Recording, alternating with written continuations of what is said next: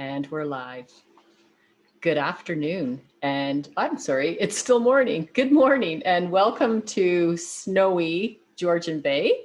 And we're happy to be here today. So welcome to the Wisdom to Wealth show. Thank you for tuning in and joining us. I am your host, Whitney Hammond, and I'm the owner of Sovereign Wealth Management. And our co-host today is Theresa Pellizzari, and she is a financial security advisor with Sovereign Wealth Management. Good morning, Theresa. Good morning, Whitney, and everyone else.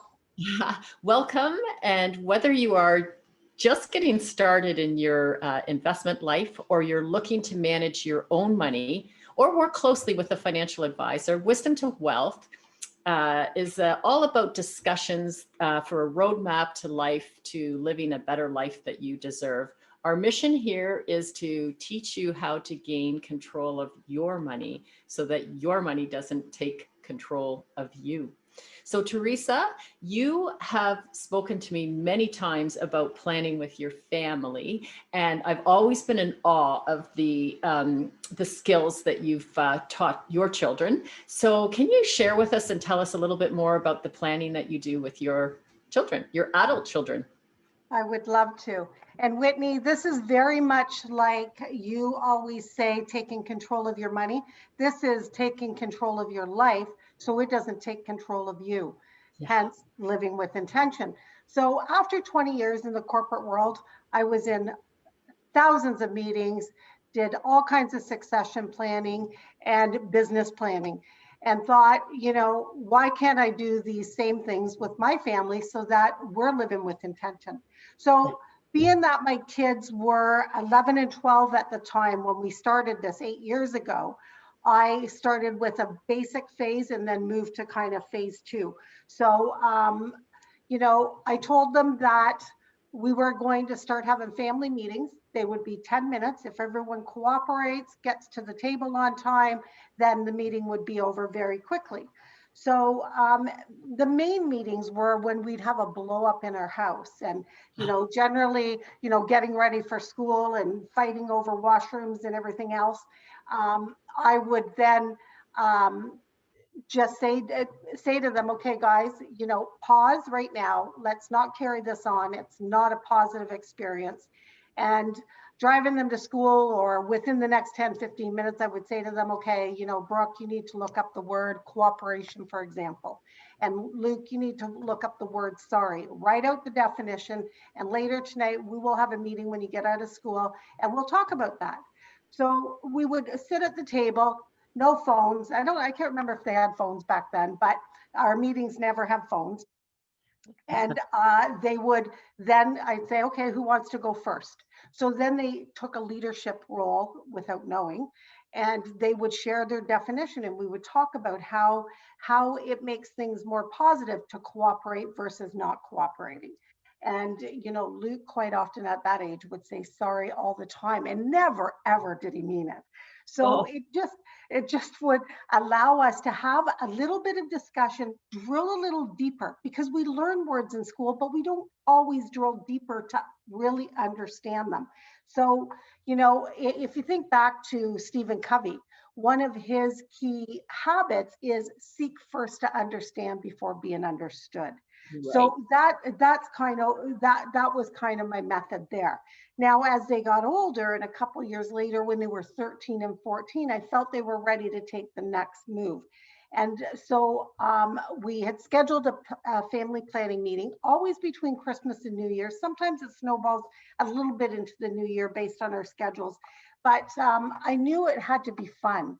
And I kept it to an hour. We've always kept it to an hour the last 6 years. And that morning I was at the gym thinking, okay, how do I keep this fun and on point so that, they're engaged? So I quickly remembered I had these wonderful markers that I love. I always have a set of these markers. They smell wonderful. They have great colors. And so I pulled them out. I always have flip charts because I love mapping. Yeah. So I like getting clear. I like to get all those thoughts out of my head. So I pulled those out, called the kids to the table, said, we're 1 hour. If everything goes well and we're all cooperating and engaged, then we'll be done before you know it. My son came to the table. He had his arms crossed like this. So I said, well, Luke, you know what, you can assist me with a couple things. Here's a couple notes, here's some markers. And so I explained to them that living with intention gets us where we want to go. Yes, it might not be perfect, but at least it gets us to critically think about where we want to go and to get there in a straight line versus this windy road. So I shared with them the whole, Olympic rings that I pictured at the gym. And then I drew them on the wall, or on the flip chart, I should say. Yeah. And I got us started to say, let's pick 5 areas of our life that we want to focus in on. And communication was a huge issue in my house because I had 2 teenagers, single mom, trying to figure out how do I teach them all the life skills I've learned over the years. So I suggested we start with communication as our first focus. So that was that. Then Luke decided education was also important. Brooke decided fitness was important. I then went back and decided finance was important. Lift it up a bit higher. And there then, we go. And then together we decided relationships were important, whether it is tapping into people, family, helping family, whether it was assisting a neighbor, whether it was mentorship was so critical at that age. So from there, it didn't take long. And Luke said, oh, can I have my own flip chart? And it was important to him to use the real colors of the Olympic rings, where Brooke picked purple. So then there was the 3 of us, and we decided that we would all work, we're all different people, so we would all just pick little action steps under each area that we would work on in the next year. A simple example of that, Luke he wouldn't think, he would just respond. And he has little strawberry blonde hair, a little bit of a temper. So he would just like, and say whatever. And it's like, okay, pause was his. Brooks she would just say no. If she didn't want to do something, it was just no. There was no conversation. And hers was to expand her no. And mine was to stay calm. And, because if I don't get what I'm expecting, I then, am let down. And then you turn into me. Exactly. Yes, 100%. So I've been working on that for a few years. I could probably share my last 3 or 4 plans with you, but I am better at it. And my kids hold me accountable to it. So fast forward, we look at our plans. They hang in our rooms. They fall off our walls. They're always someplace. But by the time we're done planning, it's running in our veins, and we can coach each other and say, hey, I thought you were working on that, and use a little bit of humor. So that is what we do every year. I'm looking forward to this year's planning. Yes, there's a little bit more detail, but the final step is that we just say, okay, what are the 3 bigger goals? Because those are a lot of areas and behaviors. And it's crazy because my kids really do accomplish their goals every year. So very exciting to watch. It's awesome. Spending that family time like that. So you're teaching your children a higher level of thinking. We live today in pretty much such a quick world of got to go here, got to get there. And nobody ever slows down and teaches people how to problem solve and really think things through. And you're right, intention, it's that's the driver.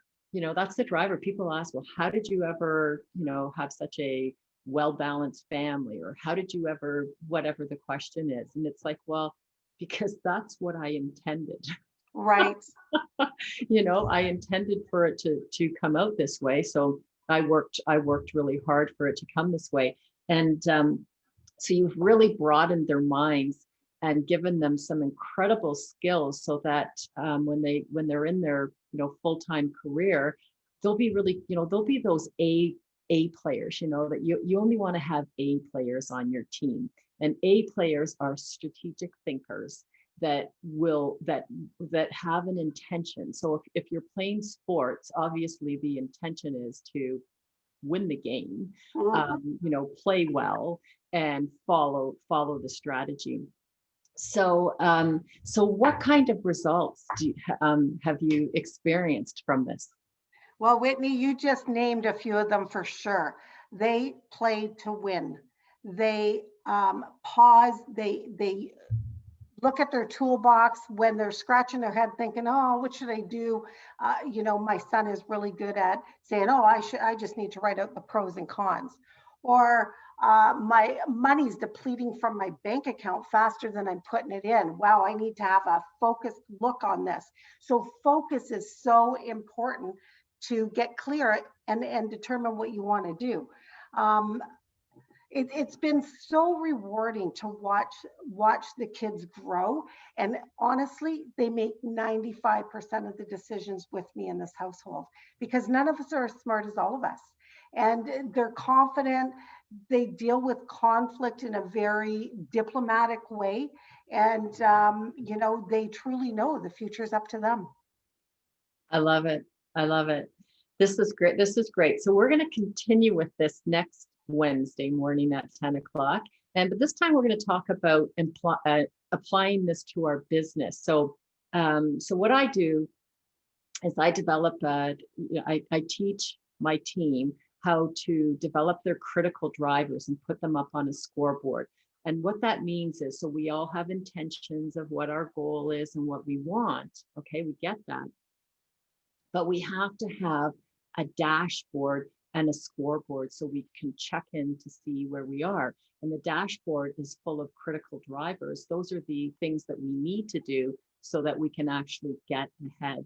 So we'll talk about this next Wednesday. And this is exactly what you're doing with your children. You're teaching them the critical drivers of what is needed so that they can take themselves to the next level. You're teaching them how to be sharpshooters. I'm a sharpshooter. You're a sharpshooter. Anybody that knows us, like, we are clear. There is no guessing what we're up to. And clarity is everything. And it's not easy to be clear. And that's what we want to do this year, is we want to just really help people to be clear. And so we're streaming this also in the Wallet to Wealth group. We don't always, but today we did. And so tune in next Wednesday and pick up the previous sessions on YouTube. So thank you, Theresa, for joining us today. Thank you, Whitney. And we're wishing everybody a great day. And I'm in a fabulous snowstorm. I'm in my cottage full of windows here, and you see a little bit of it out there. And I'm in my happy place. Perfect place to think and set my critical drivers in my dashboard for next year. And great way to have a happy new year. Yeah, relax. Okay, we'll see you next week. Bye, everyone. Bye-bye.